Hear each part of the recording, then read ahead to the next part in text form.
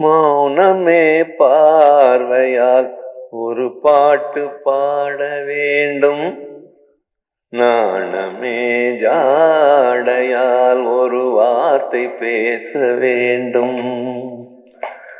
மௌனமே பார்வையால் ஒரு பாட்டு பாட வேண்டும், நாணமே ஜாடையால் ஒரு வார்த்தை பேச வேண்டும்.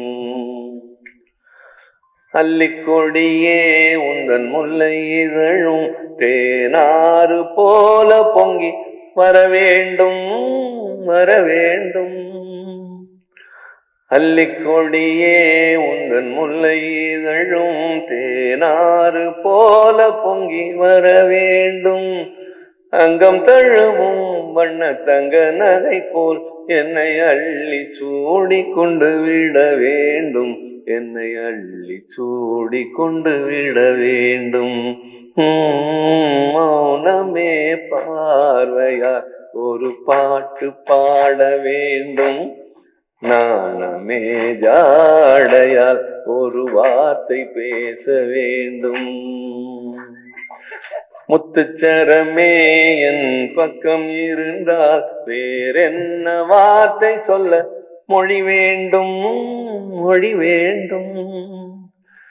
முத்துச்சரமே என் பக்கம் இருந்தால் வேறு வார்த்தை சொல்ல என்ன மொழி வேண்டும். முன்னம் இருக்கும் இந்த சின்ன முகத்தில் பல மொழிகள் பாடம் பெற வர வேண்டும், பல மொழிகள் பாடம் பெற வர வேண்டும். மௌனமே பார்வையா ஒரு பாட்டு பாட வேண்டும், நாணமே ஜாடையால் ஒரு வார்த்தை பேச வேண்டும்.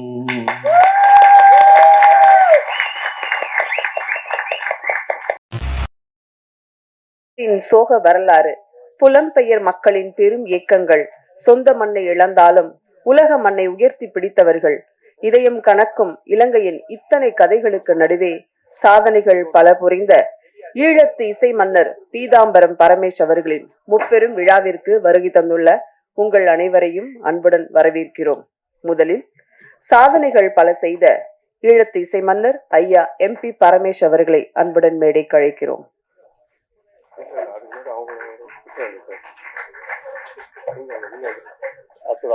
பிரபாலினி பிரபாகர் அவர்களை மேடைக்கு அழைக்கிறோம். இசையமைப்பாளர் மற்றும் பாடகி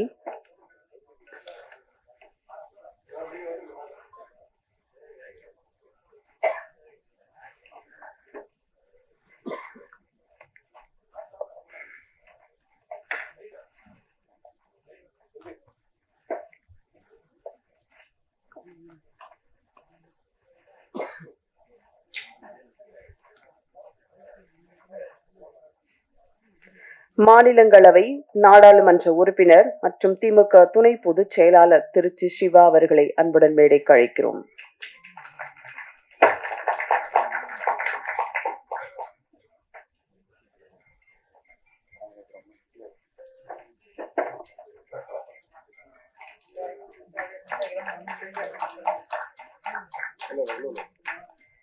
இயக்குனர் சீனு ராமசாமி அவர்களை அன்புடன் மேடைக்கு அழைக்கிறோம்.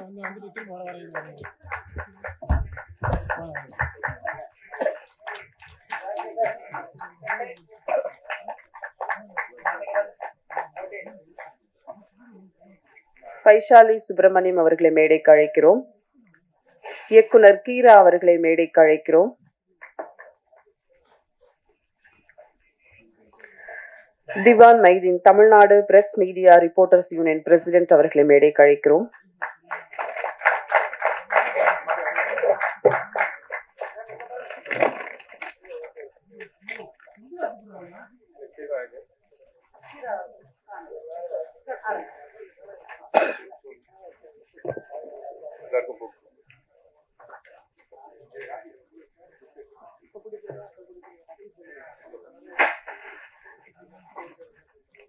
சிறப்பு விருந்தினர்களுக்கு இப்போது நினைவு பரிசு வழங்கப்பட உள்ளது.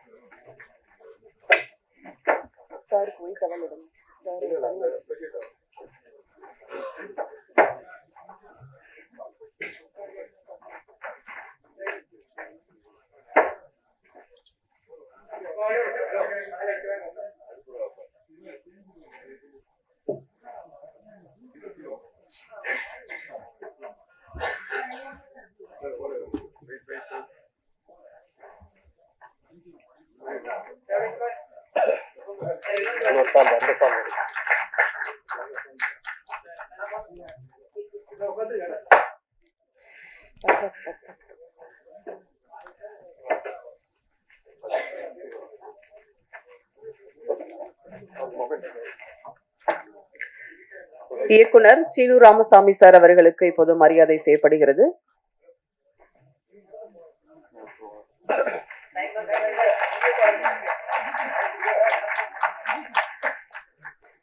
தட்சிணாமூர்த்தி பிராவோ மியூசிக் இருக்கீங்களா?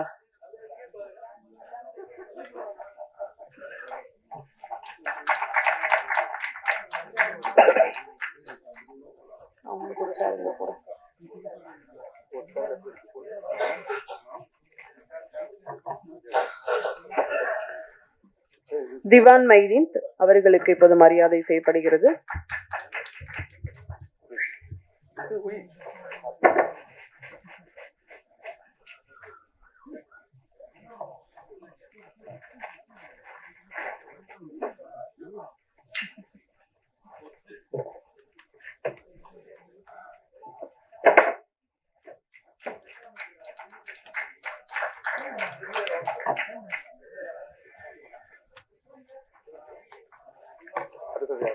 தட்சிணாமூர்த்தி பிரபு மியூசிக் அவர்களுக்கு இப்போது மரியாதை செய்யப்படுகிறது.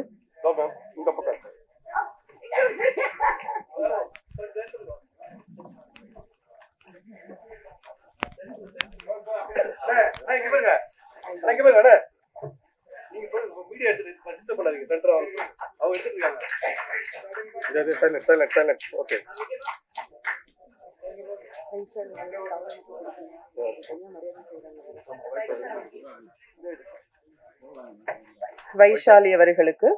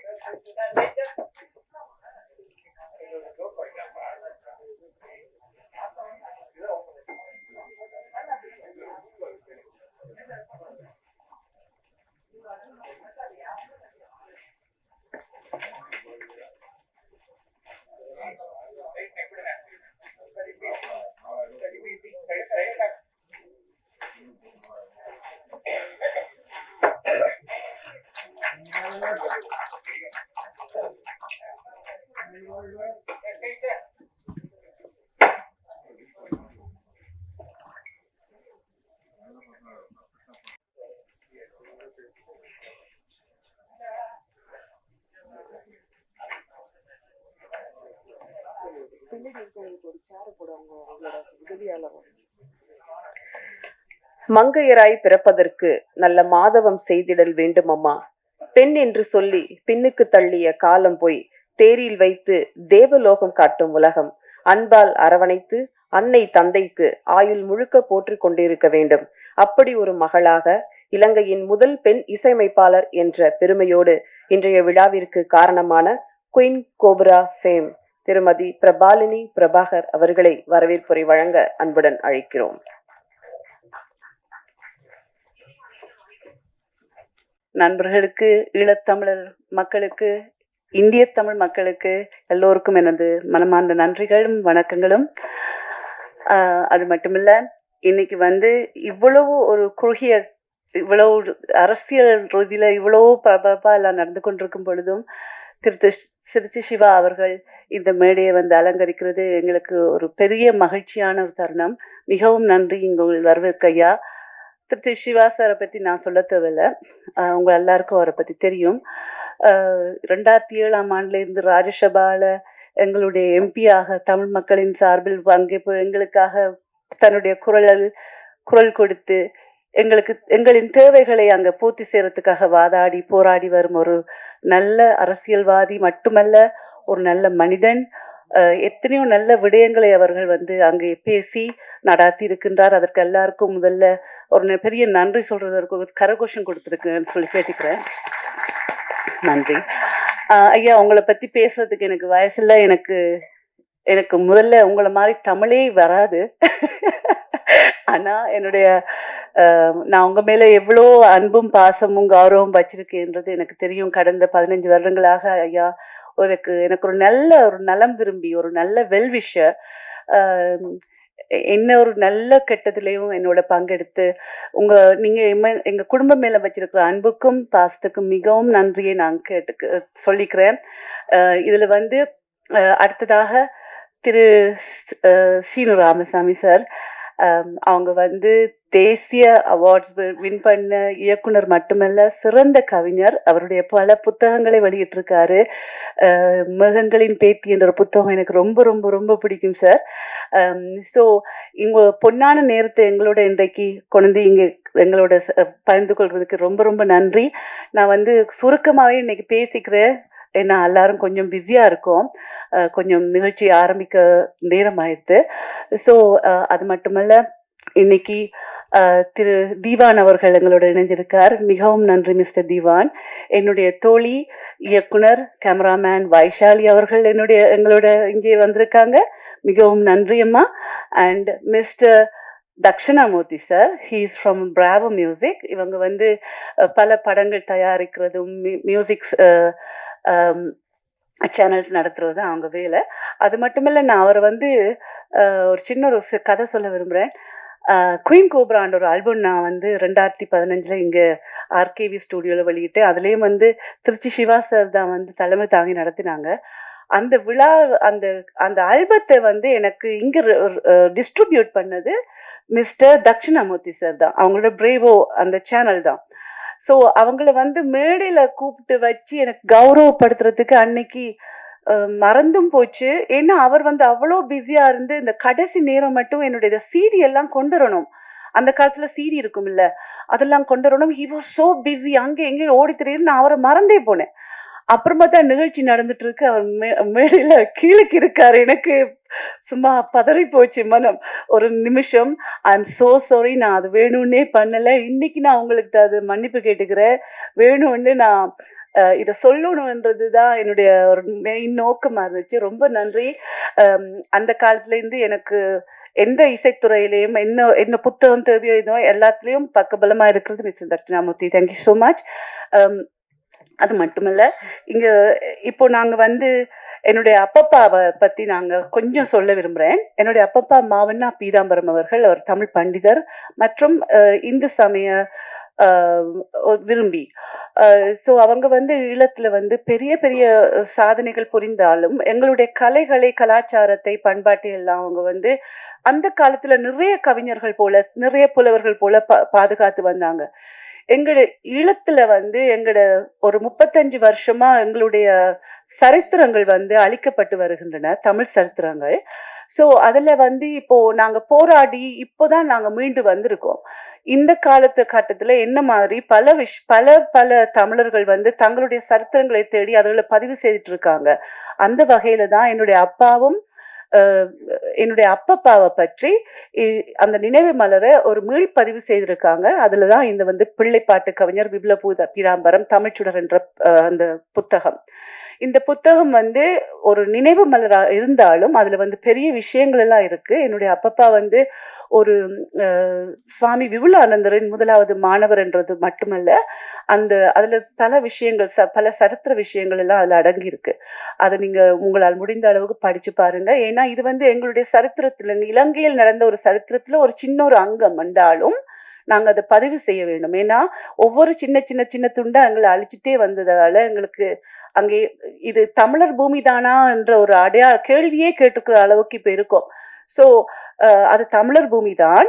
ஆனா நாங்க வந்து இந்த போரால நிறைய ஞாபகங்களை, நிறைய கலாச்சாரத்தை, நிறைய பண்பாட்டை, நிறைய உண்மைகளை அழித்து மறைத்து எங்களை ஒதுக்கி வைத்திருக்கின்றார்கள். அது இன்னும் நடந்துட்டு இருக்கு. ஆனால் எதிர்காலத்தில் அது வந்து இப்படிப்பட்ட புதிய புதிய பதிவுகளால் எங்களுடைய நெக்ஸ்ட் ஜெனரேஷனுக்கு, எங்களுடைய அடுத்த வாரிசுகளுக்கு நாங்கள் அதில் சொல்ல வேண்டும் என்று நான் தாழ்ந்து உங்களுடைய வேண்டிக் கொள்கின்றேன். அடுத்ததாக என்னுடைய அப்பா ஈழத்து மெல்லிசமரன் எம்பி பரமேஷ், அவர் வந்து தன்னுடைய தமிழ் எல்லாத்தையும் கற்றுக்கிட்டது அப்போ பாட்டு தான். ஆனால் அது பிறக்கும் போது கலைஞர்கள் என்று சொல்லுவாங்க. நான் தலைக்கணத்தில் பேசுகிறேன்னு நினைக்காதீங்க. நாங்கள் கற்றுக்கொண்டு சில கலைகளை செய்யலாம். பிறவி கலைஞன்ன்றது வந்து அது வேற எக்ஸ்ட்ரீம் லெவல். நான் வந்து இப்படிப்பட்ட அம்மாக்கும் சரி, அம்மா சங்கீத பூஷணம் சிவமாணி பரமேஷ் அவங்களுக்கும் சரி, இப்படிப்பட்ட ஒரு அப்பாக்கும் சரி, நான் ஒரு மகளா பிறந்தது ரொம்ப ரொம்ப நான் பாக்கியமா நினைக்கின்றேன். என்னுடைய கடமைகள் வந்து சிலது இருக்கின்றது. ஏன்னா எங்க குடும்பத்துல வந்து இனி ஒரு இசை வாரிசு இருக்குமான்றது கேள்விதான். ஏன்னா நாங்க எல்லாரும் வெளிநாட்டுல வாழ்ந்துட்டு இருக்கோம். ஸோ அந்த வெளிநாட்டுல வந்து எங்க தமிழ் மொழியே நாங்க காப்பாத்துறது ரொம்ப போராடிட்டு இருக்கோம். என் குழந்தைங்களுக்கு நான் தமிழ் மொழி கற்றுக் கொடுக்கறதுக்கு ரொம்ப கஷ்டப்படுத்திருக்கேன். கொஞ்சம் கொஞ்சம் புரியும், அவங்களுக்கு பேச மாட்டாங்க. ஸோ இந்த கலாச்சாரம் பண்பாடு எல்லாம் அவங்களுக்கு கற்றுக்கொள்றதுக்கு வாய்ப்பே இல்லை. இனி அவங்க வந்து திருமணம் பண்ண போறது வந்து எங்க தமிழ் பெண்களான்றது அதெல்லாம் கேள்விக்குறிதான். ஸோ இது என்னுடைய குடும்பத்தில் வரும் கடைசி வாரிசு நான். ஈழத்து மெல்லிசை மன்னனின் எம்பி பரமேஷின் கடைசி வாரிசு நான் தான். ஸோ அதனால நான் வந்து இது என்னுடைய ஒரு பெரிய பொறுப்பாக வச்சிருந்தேன். என் அப்பாவை இங்க வந்து மரியாதை கொடுத்து அவருக்கு நல்ல கௌரவம் கொடுக்கணும்ன்ற ஒரு ஆசை தான் இந்த விழா. அதான் அவங்க சொல்லியிருந்தாங்க முப்பெரும் விழான்னு சொல்லி. அப்பா எழுதின புத்தகம், நான் வந்து அப்பாவுக்கு செய்யற கௌரவம். நான் மட்டுமில்ல, என்னுடைய சகோதரங்கள் எல்லாரும் ஜெர்மன்ல இருக்காங்க, பார்த்துட்டு இருக்காங்க. அவங்க எல்லாரும் சேர்ந்து நாங்க செய்யற ஒரு பெரிய கௌரவம் எங்களுடைய அப்பாவுக்கும் எங்களுடைய அம்மாக்கும். எங்களுடைய அம்மா இறந்துட்டாங்க. அவங்க ஆசீர்வாதத்துல எல்லாம் நடந்துட்டு இருக்குன்றது வந்து நான் வந்து உறுதியாக நம்புகின்றேன். இதுல வந்து எனக்கு கிடைச்ச பெருமை என்னன்னு சொன்னா, இந்த தாய்க்கும் ஈழத்து மெல்லிசமரன் எம்பி பரமேஷ் அவர்களுக்கும் ஒரு மகளாக பிறந்து என்னையும் வந்து ஒரு பெண் என்று சொல்லி அடக்காம, எனக்கு எப்போ இசையில் ஆர்வம் வந்துச்சோ பண்ணிக்கோன்னு சொல்லி விட்டுட்டாங்க. ஸோ அதை என்னை கட்டுப்படுத்தி இருந்தா நான் வந்து தொடர்ந்து இது பண்ணியிருக்க மாட்டேன். அதுக்கு நான் முதல்ல என்னுடைய அப்பாவுக்கும் நன்றி சொல்லிக்கிறேன். அதே மாதிரி என்னுடைய அம்மா, அவங்க வந்து இப்போ எங்க கூட இல்லை என்றாலும் அவங்க வார்த்தைகள் தான் என்னை வந்து எப்பவும் வளர்த்துட்டு வழி நடத்திட்டு வந்திருக்கு. நன்றியம்மா, நீங்க எங்கே இருந்தாலும் உங்க ஆசீர்வாதம் எங்களுக்கு வேணும். அடுத்ததாக சின்ன ஒரு விஷயம் நான் சொல்ல விரும்புறேன். ஈழத்து கலைஞர்கள் என்று சொன்னா நாங்க வந்து ரொம்ப கஷ்டத்துல, அதாவது ரொம்ப பாடுபடுவோம். உங்களுடைய முயற்சிகளை எல்லாம், படைப்புகளை வெளியில கொண்டு வர்றதுக்கு, எல்லாத்தையும் நடத்துறதுக்கு, ஒரு அங்கீகாரம் பெறுவதற்கு நாங்க ரொம்ப ரொம்ப ரொம்ப கஷ்டப்படுவோம். ஏன்னா இங்க நீங்க ஒரு சிஸ்டம் வச்சிருக்கீங்க. ஒரு ப்ரொடியூசர் இருப்பாரு, ஒரு டைரக்டர் இருப்பாரு, ஒரு ஆர்டிஸ்ட் இருப்பாங்க, நடிக்க வருவாங்க. அது இவங்க தான் ஒரு அமைப்பு இருக்கு. எங்க ஈழத்துல வந்து அது உருவாகும் முதல்லயே எங்களுக்கு போர் வந்து எல்லாத்தையும் அழிச்சிடுச்சு. ஸோ இப்போ கூட நாங்க இப்போ யங்ஸ்டர்ஸ் வந்து ஒரு படம் எடுத்தாலோ இல்லாட்டி ஒரு பாடலை செய்தாலோ, அந்த 64 கலைகளும் என்று சொல்லுவாங்கல்ல, அதை வந்து ஒருத்தன் இல்லாட்டி 2 பேர் செய்துட்டு இருப்பாங்க. அதாவது நீங்க வந்து ஒரு டிரெக்டர் என்று சொல்றது, எங்க இயக்குனர் வந்து இயக்குனராகவும் இருப்பாங்க, அதே சமயத்துல ஆடைகள் ஹேர் ஸ்டைலிஸ்டா இருப்பாங்க, ஆடைகள் எடுத்து கொடுப்பாங்க. அந்த அந்த துறைகள் எல்லாத்தையும் வந்து ஒருத்தன் கவனிக்க வேண்டிய ஒரு கட்டாயம் இருக்கும். ஏண்டா எங்களுக்கு அதனால வருமானம் இல்லை. ஸோ இந்த போட்டி இருக்குல்ல, இந்த ஈழத்து கலைகள் இந்திய கலைகள் என்ற போட்டியை நாங்க எப்பவும் கம்பேர் பண்ணக்கூடாது. அதாவது ஒரு ஈழத்து படத்தை விட ஒரு இந்தியன் படம் எப்பவும் நல்லா தான் இருக்கும். ஏன்னா நீங்க எங்களுக்கு எல்லாம் மூத்தவங்க, நீங்க சொல்றது தான் நாங்க பார்த்து கத்துட்டு வர்றோம். எங்களுக்கு ஒரு பாடசாலையோ இல்லாட்டிக்கு இப்போ நாடகம் கற்றுக்கொள்வதற்கு இடமோ கூட்டு என்னன்னு சொல்லுவாங்க, கூத்துப்பட்டறையோ அப்படியோ அந்த விஷயங்கள் எங்ககிட்ட இல்லை. ஸோ நீங்க இங்க இருக்கிற மக்கள் எங்களுக்கு அதை கற்றுக் கொடுங்க. அதாவது கலைஞர்கள், இந்திய கலைஞர்கள்ட்ட நான் கேட்டுக்கிறது, இந்திய கலைஞர்கள் யாரு கண்டாலும் ஈழத்து கலைஞர்கள் சொல்லி வந்தா அவங்களுக்கு கற்றுக் கொடுங்க, உங்களோட சேர்த்துக்குங்க, எங்களை முன்னுக்கு வர வைங்க. நாங்க அடுத்த ஜெனரேஷன்ல நிச்சயமா அவங்க எப்படியாவது கஷ்டப்பட்டு முன்னுக்கு வந்துருவாங்கன்னு நம்பிக்கை எனக்கு இருக்கு. ஆனா உங்களை பார்த்து தான் நாங்க வளர்ந்துட்டு வர்றோம். ஸோ அது என்னுடைய சின்ன ஒரு வேண்டுகோள். எங்களை ஒதுக்காம நீங்க உங்களை இணைச்சு பாத்தீங்கன்னா நாங்களும் அது, ஏன்னா நாங்க வேற நாடு என்றாலும் ஒரே ரத்தம், நாங்க தமிழர்கள், நாங்க ஒன்று கூடி ஏதாவது ஒரு வழியில நாங்க இது செய்யணும்னு விரும்புறேன். மற்றது நான் வேகமா இந்த பேச்சை முடிச்சுக்கிறதுக்காக ஆசைப்படுறேன். என்னுடைய கணவர் பிரபாகரன் அமெரிக்கால இப்ப என் குழந்தைங்களை பார்த்துட்டு இருக்காரு.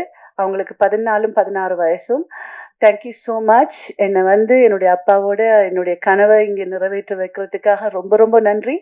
ஒவ்வொரு ஆண்ட வெற்றிக்கும் பின்னாடியும் ஒரு பொண்ணு இருப்பாங்கன்னு சொல்லுவாங்க. என்ன பொறுத்தவரையில ஒரு பெண்ணின் வெற்றிக்கு பின்னாடி ஒரு ஆண் இருக்கணும். அது என் கணவர் சரியா செய்துட்டு வர்றாருன்னு நான் நினைக்கிறேன். ரொம்ப ரொம்ப நன்றி Karan. I love you so much. I love you Krish. I love you Karthik. உங்கள் அனைவரின் வரவுக்குமாக நான் ரொம்ப ரொம்ப ரொம்ப நன்றி கடமைப்பட்டிருக்கேன். அடுத்ததாக மிஸ் கவிதா அவங்கள தொடர்ந்து இந்த நிகழ்ச்சியை நடாத்துவதற்கு வேண்டுகிறேன். நன்றி.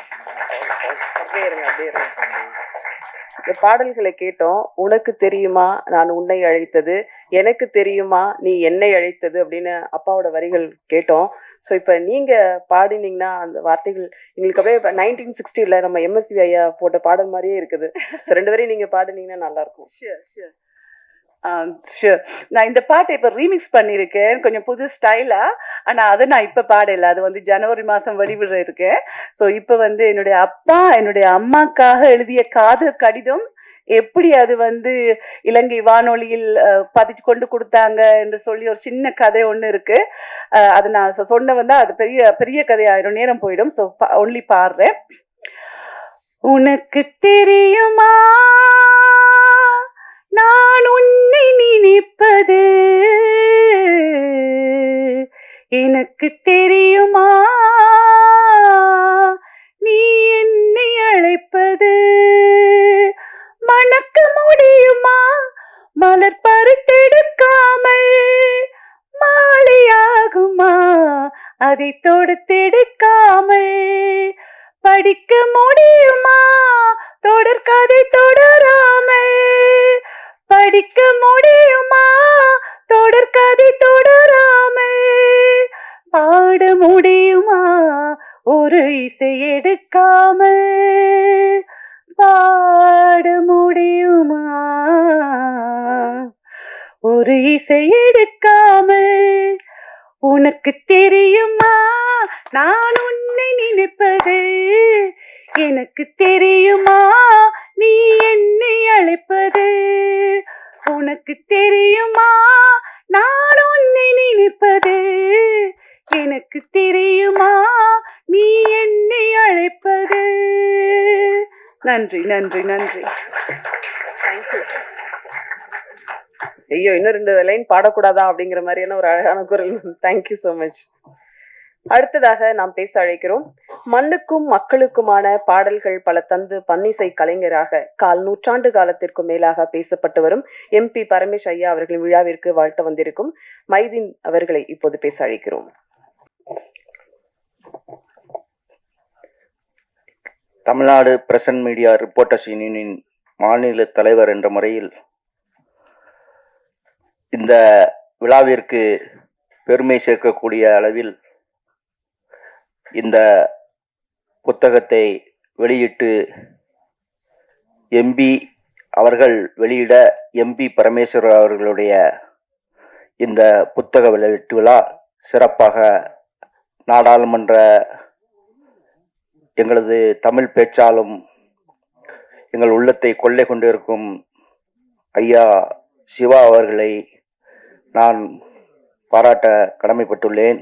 அதேபோல் இங்கு அழகாக நம்மளை எல்லாம் இயக்குனர் சீனிவாசன் அவர்களுக்கும் இந்த நேரத்தில் இந்த புத்தகத்தை வழங்கி எங்களுக்கு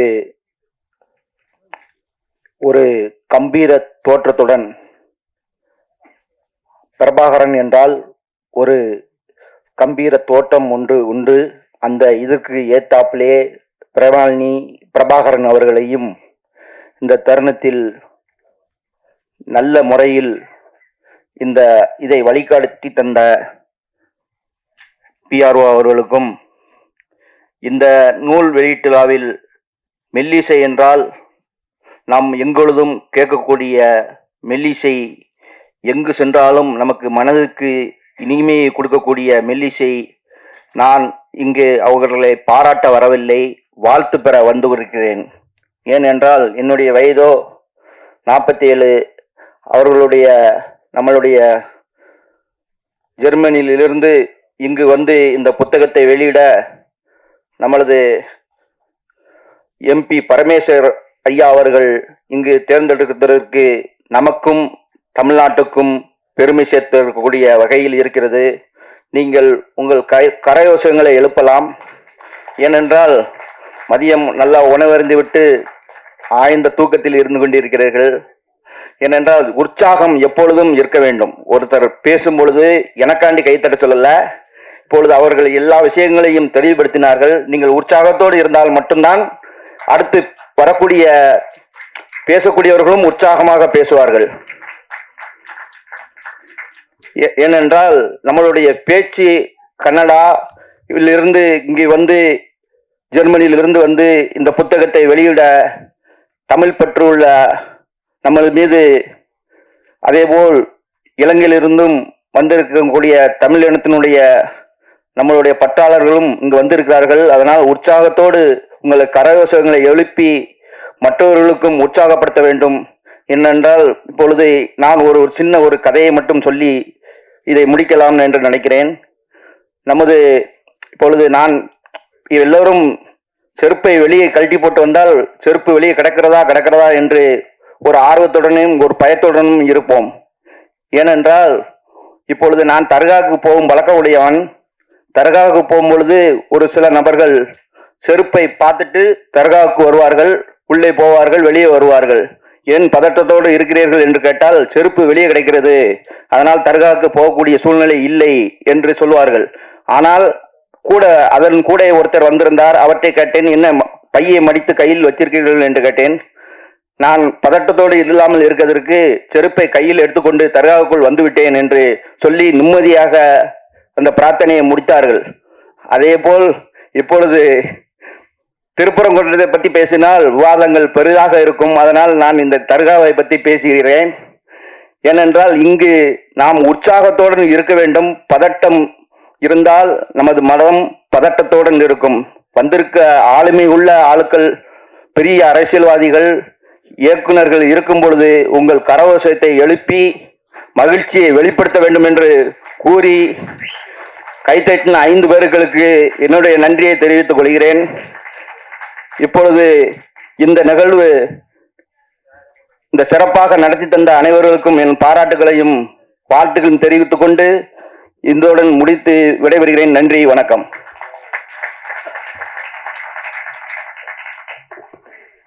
அடுத்ததாக நாம் பேச அழைக்கிறோம்.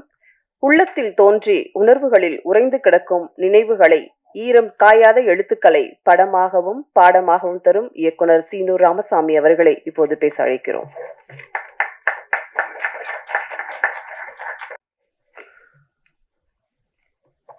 யாரோ ஒரு ஆள் விசில் அடிச்ச மாதிரி தெரிஞ்சு. அண்ணன் வேற மேடையில் இருக்காரு. இது என்னோட ஏற்பாடுன்னு நினைக்க மாட்டாரா?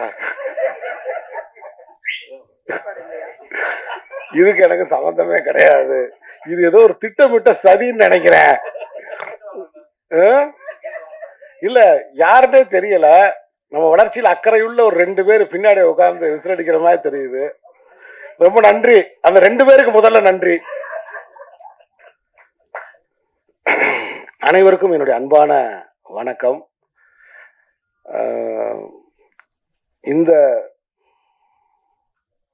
டெல்லி குளிர்கால கூட்டத்தொடர்ல அந்த குளிர்கால கூட்டத்தொடருக்கே ஒரு உஷ்ணமா இருக்கக்கூடிய திருச்சி நாடாளுமன்ற உறுப்பினர், கலா ரசிகர், என் அருமை அண்ணன் திருச்சி சிவா அவர்களே. அண்ணன் சிவா அவர்களை பத்தி சொல்லணும்னா, அவர் ஒரு பாராளுமன்ற உறுப்பினராக, மக்கள் தொண்டராக, கொள்கை பேசுபவராக, உண்மையிலேயே பேசுவதற்காகவே படைக்கப்பட்ட ஒரு பிறப்பாக, ஒரு ஒரு ஆயுதமாக தான் நமக்கு தெரியும். நான் அவருடைய பேச்சுக்கு மிகப்பெரிய ரசிகராக இருந்தேன். ஆனால் உண்மையிலேயே பிரபாலினி அவர்களுக்கு இந்த நேரத்தில் அண்ணன் திருச்சி சிவா அவர்களை இந்த விழாவுக்கு அழைச்சதுக்காக முதல்ல என்னுடைய தனிப்பட்ட பாராட்டை நான் தெரிவிச்சுக்கிறேன். ஏன்னா அண்ணன் பேசுவது மட்டுமல்ல, மிக இனிமையாக பாடக்கூடியவர். அதுவும் மொழியின் ருசி அறிந்து, கவிதையின் ருசி அறிந்து, அனுபவித்து அதை பாடக்கூடிய, அதுவும் பழைய பாட்டெல்லாம் அண்ணன் பாட சொல்லி நீங்க கேட்கணும். குறிப்பாக ஹிந்தி பாடல்கள்லாம் ரொம்ப அற்புதமா பாடுவாரு. அதாவது இசைக்கு இசை ஒரு சர்வதேச மொழி. அந்தந்த ஊர்ல அவங்களோட தாய்மொழியில அது பாடப்படுது. அதனால உலகத்துல இருக்கக்கூடிய எல்லா மொழி பாடல்களையும் அவர் கேட்பாரு. அண்ணன் அவர்கள் ஹிந்தி பாடல்களை மிக அற்புதமாக பாடுவார். அதே மாதிரி தமிழ் பாடல்களை, தர்மதுரை வெளியான அந்த இரவு, நான் எடுத்த தர்மதுரை திரைப்படம் வெளியான அந்த இரவில் எனக்கு என்னை தொலைபேசியில் தொடர்பு கொண்டு இந்த படம் மாபெரும் வெற்றி பெறும் என்று முன்கூட்டியே சொன்னவர். அந்த படத்தை அங்குலங்கலமாக அவர் ரசித்தவர். அதிலிருந்து தான் நான் அவரோடு ஐக்கியமான, நான் எடுக்கும் எல்லா படங்களையும் முன்கூட்டியே அவருக்கு நான் காட்டி விடுவேன். அப்படி இந்த அண்ணன் திருச்சி சிவா அவர்கள் இருக்கிற மேடையில், அவர் அருகில் நான் இருப்பது எனக்கு ரொம்ப பெருமை. அந்த வாய்ப்பை எனக்கு தந்த பிரபாலினிக்கு என்னுடைய நன்றி.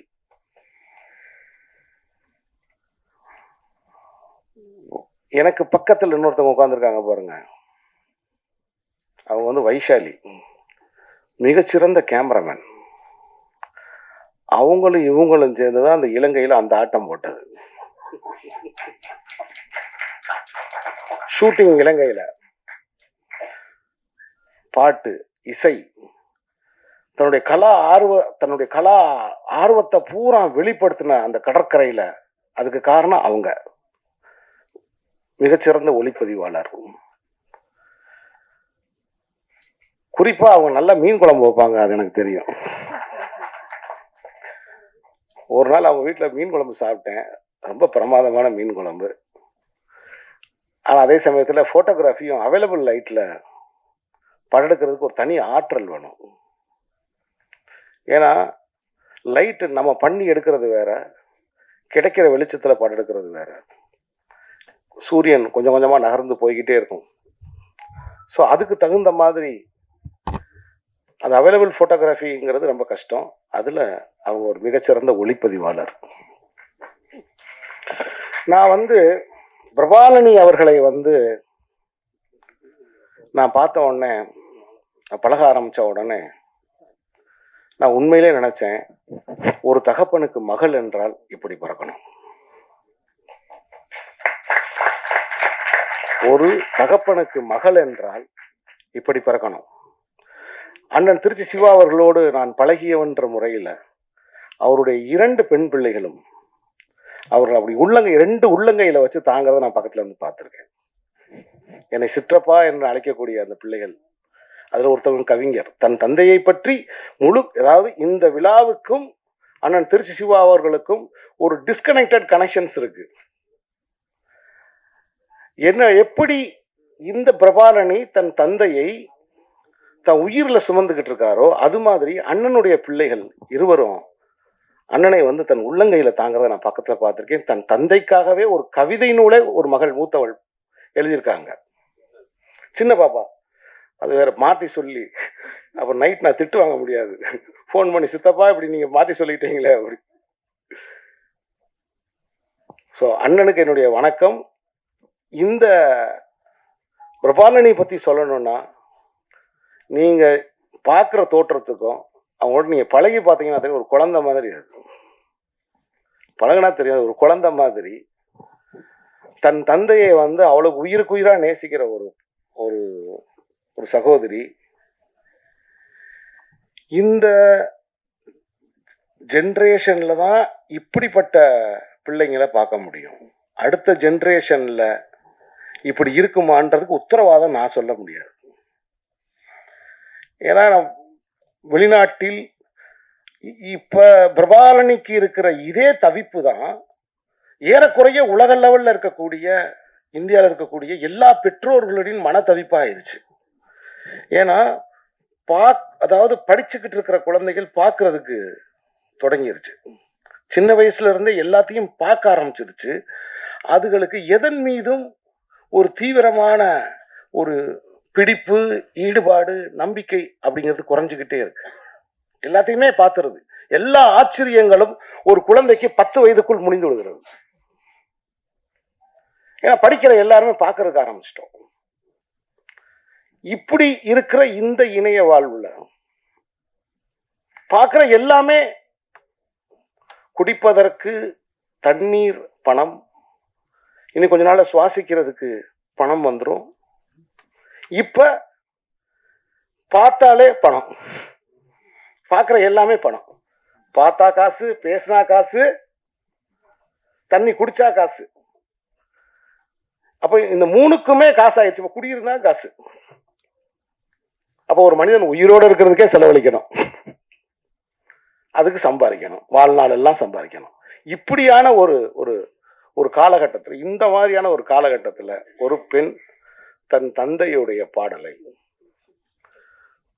தன் தந்தையுடைய ஈழத்து மெல்லிசை மன்னர் MP பரமேஷ் அவர்களுடைய அந்த பாடல்களை மக்கள் மன்றத்தில் கொண்டு வந்து அறிமுகப்படுத்தி, இங்கே மட்டுமல்ல இலங்கை முழுக்க நிகழ்ச்சி நடத்தி, இவர் என் தந்தை, இவர் என் தந்தை, இவர் இசையமைத்த பாடல், இது என்னுடைய தாயார், இவங்க 2 பேரும் காதலுக்கு வரும் இந்த பாடல், கிட்டத்தட்ட அவருடைய ஒட்டுமொத்த ஆல்பத்தையும் வந்து அவர் போட்ட எல்லா பாடல்களையும் மக்கள் மன்றத்தில் திரும்ப பாடி.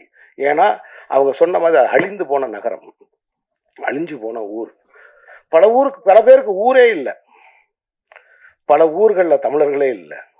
அப்படியான ஒரு ஊர்ல, அப்படி ஒரு பாதிக்கப்பட்ட ஒரு ஊர்ல தன் தந்தையின் பாடலை தொடர்ந்து இசைத்து கொண்டே தன் தந்தையின் பெருமையை பேசிக்கொண்டே இருக்கிற பிரபாலனி பிரபாகரனுக்கு என்னுடைய வாழ்த்துக்கள்.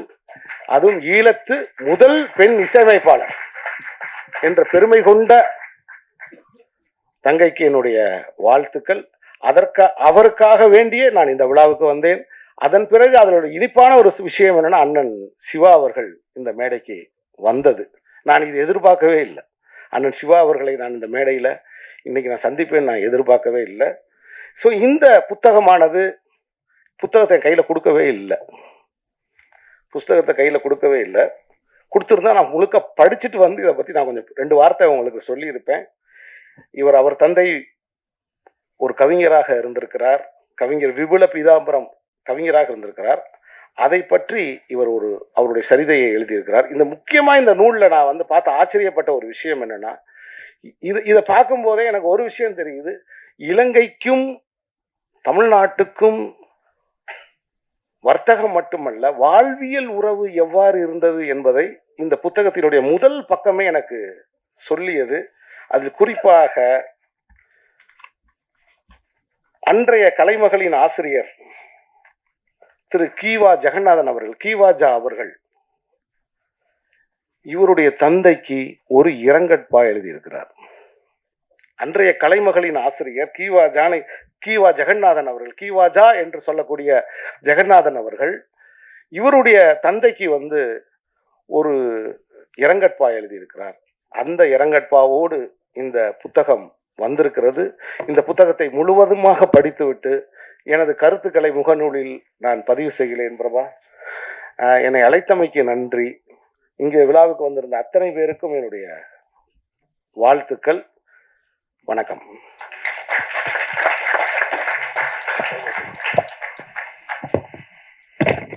நன்றி சார். அடுத்ததாக நாம் பேச அழைக்கிறோம். புலரும் ஒவ்வொரு தினமும் புத்தம் புதியாக படித்த கவிதை போல அன்பின் அடையாளமாய் ஈழத்து மக்களின் இதயம் நிறைந்தவர், 2000 பாடல்கள் தந்த பன்முக திறமையாளர், படைப்பாளி.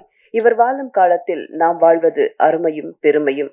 அழைக்கிறோம் MP பிரமேஷ் ஐயா அவர்கள். நாய்க்கு அவங்கள்ட்ட கொடுங்க. அதற்கு முன்னால் பத்திரிகை தொடர்பாளர் குமரேசன் சார்பில் ஐயா அவர்களுக்கு இப்போது மலர் மாலையும் மரியாதையும் திரு நாடாளுமன்ற உறுப்பினர் அவர்கள் வழங்குமாறு அன்புடன் கேட்டுக்கொள்கிறோம்.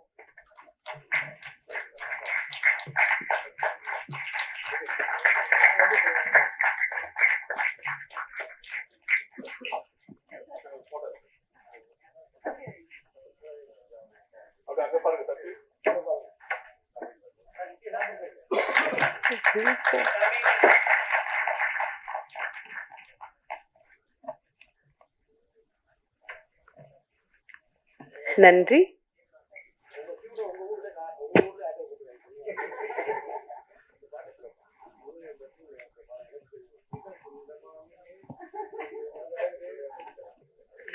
மைக் குமரேசன், மைக் வந்து ஐயா கிட்ட கொடுங்க.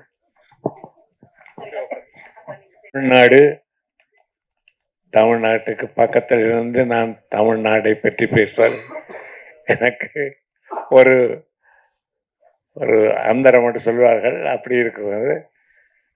நன்றி திருச்சி சிவா அவர்களே.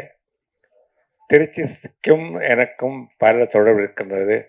அதாவது சுவாமி விபுலானந்தர் அவர்கள் இறுதியாக சொற்பொழிவாற்றியது திருச்சி வானொலி நிலையத்தில்.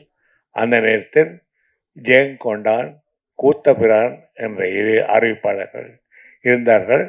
அவர்கள் மூலம்தான் நான் அறிந்தேன். இன்று அவர்கள் இல்லை, காலம் சென்று விட்டார்கள். சுவாமி விமலானந்தர் அருகில் இருந்தவர் என்னுடைய தந்தையார் பீதாம்பரன் அவர்கள். என்னுடைய தந்தையாரின் மடியில் சுவாமி விமலானந்தர் அவர்கள் சொற்பொழிவாற்றி கொண்டிருக்கும் பொழுது மயங்கி விழுந்தார்கள். அப்பொழுது மட்டக்களப்புக்கு அவரை எடுத்து சென்றார்கள். அங்கு ஆடி மாதம் 6 சுவாமி விமலானந்தர்கள் காலமானார்கள். அந்த தொடர்போ என்னவோ எனது மகளிருடைய குயின் கோப்ரா நிகழ்ச்சிக்கும் வருகை தந்து இந்த நிகழ்ச்சியிலும் வந்து எனக்கு நிகழ்ச்சிக்கு தலைமை தாங்கிய திருச்சி சிவா அவர்களுக்கு நான் மீண்டும் மீண்டும் நன்றி சொல்லிக் கொள்கின்றேன்.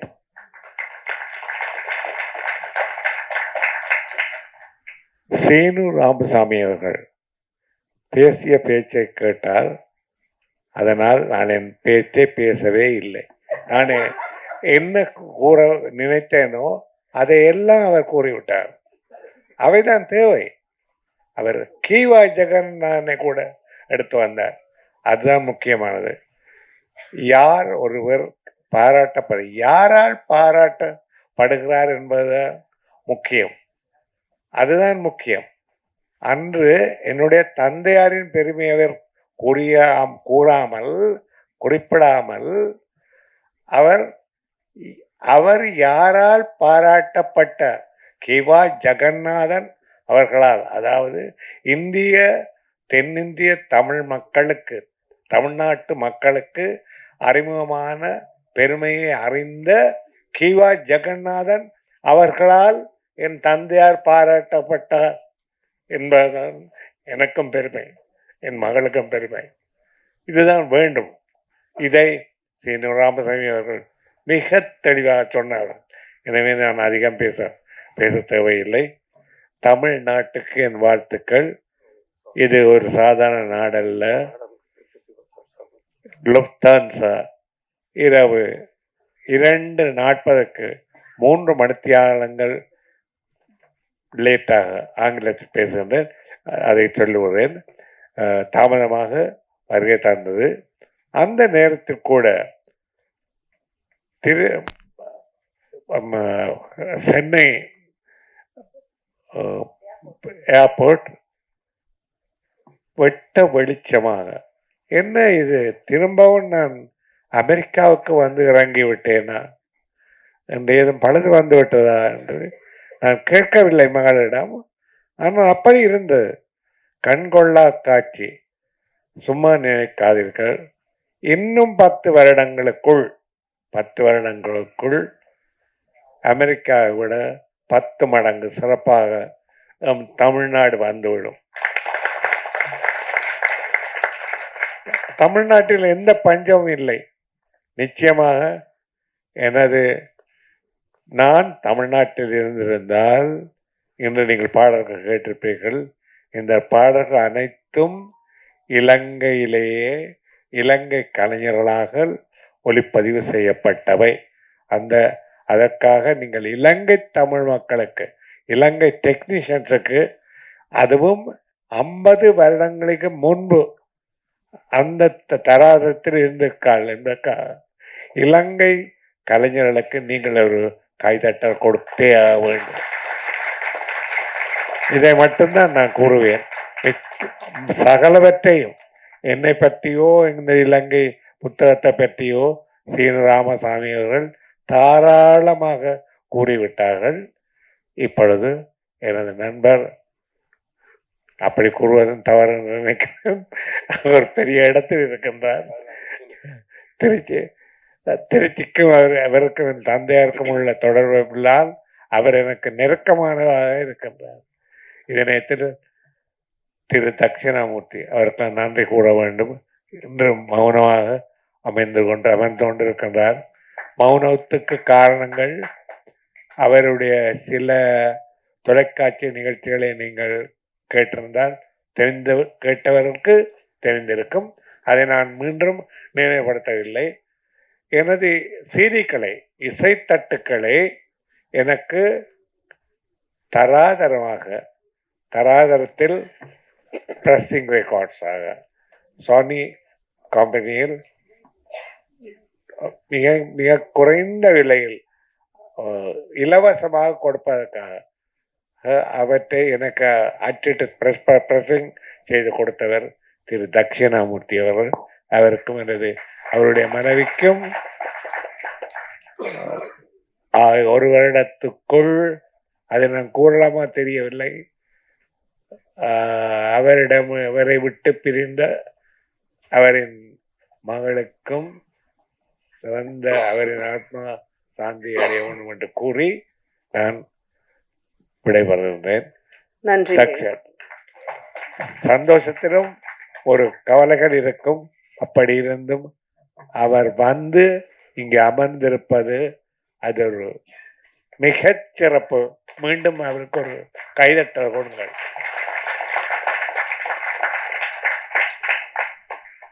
என்னை இங்கு தங்க வைத்து எங்களது சுயத்துடனும் நன்றியோ அல்லது எப்படி சொல்வது, நன்றி தான், அதை விட எதை சொல்வது, எனக்கு உபசரிப்பை கொடுத்த வைஷாலி அவர்களுக்கும் எனது நன்றியை கூறி விடைபெறுகின்றேன். என் மகளுக்கும் மிகுந்த நன்றி கூற வேண்டிய அவசியம் இல்லை என்று இல்லை. பெற்றோர்க்கு பிள்ளைகள் இந்த கடமையை செய்ய வேண்டும் என்பதை எடுத்து காட்டவே நான் இதை தமிழ்நாட்டில் இந்த நிகழ்ச்சியை செய்ய வேண்டும் என்று ஆசைப்பட்டேன். மீண்டும் கூறி விடைபெறுகின்றேன். பெற்றோர்களுக்கு, அவர்கள் யானைக்கும் மனிதர்க்கும் 100 வருடங்கள் வாழ்க்கை என்றால், பிறந்து 14 வருடங்களும் வாலிபர்கள் ஆவதற்கும் குமரிகள் ஆவதற்கும் பெற்றோர்களின் துணை அவர்களுக்கு தேவைப்படுகிறது. அதுபோல் 86 வயது முதல் 100 வயது வரை பெற்றோர்களுக்கு பிள்ளைகளின் உதவி தேவைப்படுகின்றது. இது சரியாக வரும் என்றால் கூட்டு குடும்பம் மீண்டும் ஆரம்பித்துவிடும். அது வர வேண்டும். அன்றுதான் தமிழ்நாடு மீண்டும் செழிக்கும். நன்றி, வணக்கம். நன்றிங்கய்யா, உங்களுடைய வாழ்த்துக்கும் வார்த்தைகளுக்கும். அடுத்ததாக, களமறிந்து காலமறிந்து இடமறிந்து சிந்தனை செயல்கள் கூர்மையாக கவனித்து ஆழ்ந்த அறிவும் ஆற்றலும் உயிர்ப்பான விஷயங்களை முன்னெடுத்து தளபதி வழியில் கடமை காக்கும் கழகத் தொண்டன் எங்கள் தஞ்சை மண்ணின் இளங்காட்டு மைந்தன், எப்போதுமே வீரன், பேச்சாளர், எழுத்தாளர், இலக்கியவாதி, மாநிலங்களவை நாடாளுமன்ற உறுப்பினர், திமுக துணை பொதுச் செயலாளர் திருச்சி சிவா அவர்களை இப்போது பேச அழைக்கிறோம். சார், அப்படியே அந்த ஹிந்தி பாட்டு ஒண்ணு பாடியிருக்கு சார்.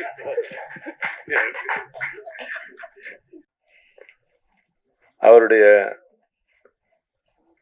இசை பயணம் தொடங்கி 60 ஆண்டுகள் நிறைவுற்றதை முன்னிட்டும் அவருடைய தந்தையார் விபுல பீதாம்பரத்தை பற்றி அவர் எழுதிய நூலினை வெளியிட்டும் சிறப்புற நடைபெறுகின்ற இந்த நிகழ்ச்சியிலே நூலின் முதல் பிரதியை பெற்றுக்கொண்ட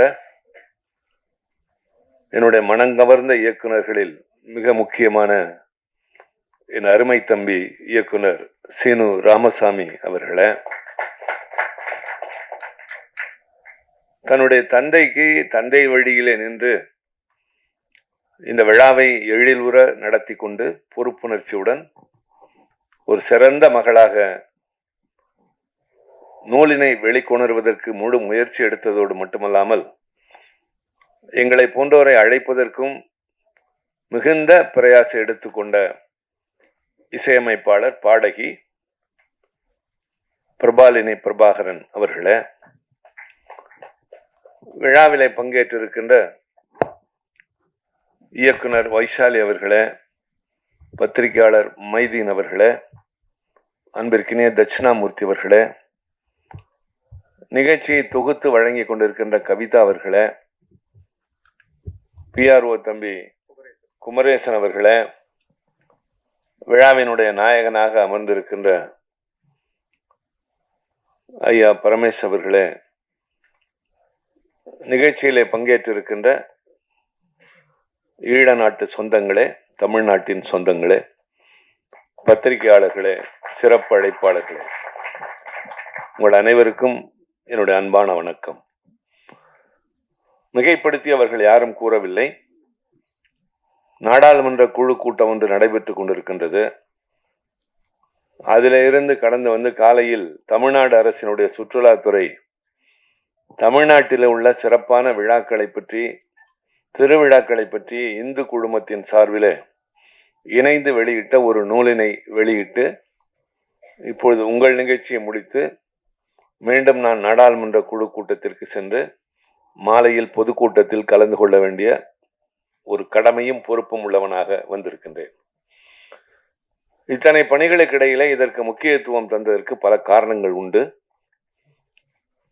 திரு பரமேஷ் அவர்கள் மீது நாம் கொண்டிருக்கின்ற அன்பினை வெளிக்காட்ட இது போன்ற நிகழ்ச்சிகளில் பங்கேற்பது, பிரபாலினி போன்றவர்கள் எடுக்கின்ற முயற்சியை பாராட்டுவதற்கு, இவரை போல எல்லா பிள்ளைகளும் இருக்க வேண்டும் என்று ஊக்கப்படுத்துவதற்கு, இசையிலே நாம் கொண்டிருக்கின்ற ஆர்வம் எந்த அளவிற்கு என்பதை நம்மை அறியாமல் மற்றவர்களுக்கு உணர்த்துவதற்கு இந்த விழாக்கள் பயன்படுகின்றன. ஆக இருக்கின்ற பணிகளை காட்டி வர இயலவில்லை என்று சொல்வதில் எனக்கு உடன்பாடு இல்லை. சிறிது நேரம் இருக்கலாம் என்று வந்தவனை நீண்ட நேரம் இருக்க வைத்தார்கள். இருந்ததில் ஒன்றும் வருத்தமில்லை. பிரபாவினுடைய உரையிலிருந்து அனைவருடைய உரையும் மனம் கவர்கின்ற அளவில் இருந்தது.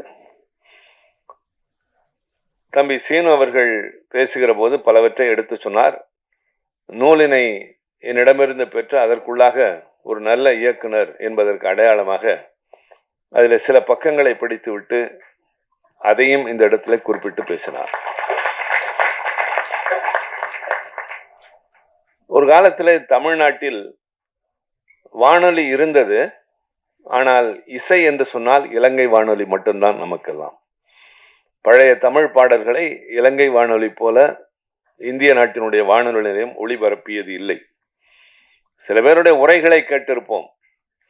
அவர் இங்கே சொன்னதை போல விபுலானந்தரை பற்றி, கூத்தபிரான், ஜெயங்கொண்டான் என்பதெல்லாம் ரேடியோ அண்ணா இதெல்லாம் அந்த காலத்தில் இருந்த பிள்ளைகளுக்கு தெரியும். அதே போல நான் இவருடைய இந்த புகழ்பெற்ற பாடல், உனக்கு தெரியுமா நான் உன்னை நினைப்பது, எனக்கு தெரியுமா நீ என்னை அழைப்பது என்ற அந்த பாடல் நான் பள்ளியிலே படித்துக் கொண்டிருந்த போது வந்தது. கல்லூரிக்கு சென்ற போது வேறு சில இலங்கை பாடல்கள் மிகவும் பிரபலமாகிவிட்டன. சின்ன மாமியை போன்ற பாடல்கள், சுராங்கனி போன்ற பாடல்கள் எல்லாம். ஆனால் இந்த பாடல் மனதிலே ஒலித்து கொண்டே இருக்கும். அவருடைய குரல், அந்த சொற்கள், அதில் இருக்கிற ஆழம், பொருள். ஆக இந்த நல்ல பாடலில் அவருக்கு கிடைத்த பரிசு என்பது பல விருதுகள் என்பது அல்ல, சிவமாலினியை போல ஒரு அருமையான பெண் அவருக்கு துணைவியாக கிடைத்திருக்கிறார். அந்த பாடல் அவரை நினைத்துதான் பாடியதாக கூட இந்த இடத்துல காணொலியிலே காட்டினார்கள். காதலை வெளிப்படுத்துவதற்கு கடிதங்கள் எழுதுவது தொலைதூரம் என்ற நிலையில், இப்போது இருப்பதை போல செல்லிட பேசிகள் இல்லாத நிலையில், வீடியோ கான்ஃபரன்ஸ் இல்லாத காலத்தில், ஒரு பாடலின் மூலமாக அது காற்றிலே தவழ்ந்து வந்ததன் மூலமாக இந்தியாவில் இருந்த ஒரு சங்கீத பூசணத்தை கொண்டு சென்ற ஒரு கள்ளன் பரமேஸ் அவர்கள். இது பாராட்டப்பட வேண்டியதுதான். ஆக எல்லோருக்கும் அவர் அதிலே ஒரு வழிகாட்டி. மென்மையாக அணுகுமுறையின் மூலம் ஒரு பெண்ணினுடைய மனதை வெல்லலாம். வேறு சில அணுகுமுறைகள் என்பது தோற்றத்தில் வேண்டுமானால் பெரிதாக தெரியும், ஆனால் பயனளிக்காது என்பதற்கு இவர் ஒரு பெரிய உதாரணம்.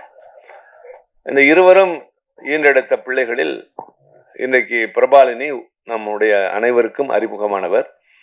ஜெர்மனியில் வாழ்ந்து கொண்டிருந்தாலும், இவர் அமெரிக்காவில் வாழ்ந்து கொண்டிருந்தாலும் அடிக்கடி தமிழ்நாட்டுக்கு வந்துவிட்டு போகிறவர்கள்.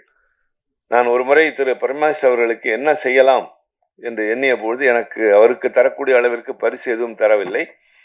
அவரை இசைஞானி இளையராஜாவிடம் அழைத்து சென்று அறிமுகப்படுத்தினேன். அவர் யார் என்பதை சொன்னவுடன் அவர் மிகுந்த பரவசப்பட்டார். ஒரு காலத்தில் இவருடைய பாடல்கள் எவ்வளவு ஈர்ப்புடையவை என்பதை பற்றியெல்லாம் கூட சொன்னார்.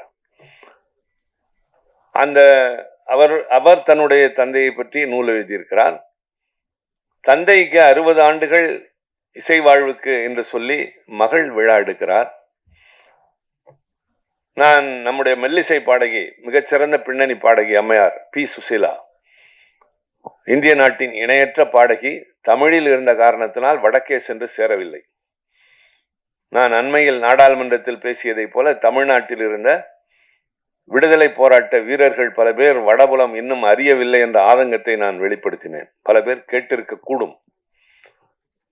எவ்வளவு திறமை, எவ்வளவு தியாகம் இருந்தாலும் கூட தமிழ்நாடு என்ற காரணத்தினால் அவர்களை அறிவதில்லை. திருவள்ளுவர் என்பவரை இப்பொழுதுதான் கொண்டு சேர்த்து கொண்டிருக்கிறோம், ஆனால் கடைசி மனிதன் வரை யாரும் அறியவில்லை என்பதை நாம் வருத்தத்தோடு ஒத்துக்கொள்ளத்தான் வேண்டும். ஷேக்ஸ்பியரை எல்லோரும் அறிவார்கள், வால்மீகியை அறிவார்கள், கம்பனை தமிழ்நாடு மட்டும்தான் அறியும். அதுபோல திருவள்ளுவரை அறியாது என்று சொல்வதை போல திருமதி பி. சுசீலா அவர்களை பற்றி நான் வடக்கே இருப்பவரிடம் அவர்கள் சொன்னதை போல நான் அங்கிருக்கிற தோழர்களுடைய மனமகிழ்ச்சிக்காக, எனக்கு இந்தி தெரியாது, ஆங்கிலத்திலே அந்த பாடலை வைத்துக்கொண்டு நான் இந்தி பாடல்கள் கேட்டு பழகிய காரணத்தினால் பாடுவது வழக்கம். அப்பொழுது பல பாடல்கள் இந்தியில் இருப்பதை போலவே தமிழில் இருப்பதை பார்த்து அவர்கள் எப்படி என்று கேட்பார்கள். இங்கே உங்களுக்கு எப்படி லதா மங்கேஷ்கர் அவர்களோ அதுபோல எங்களுக்கு பி. சுசீலா.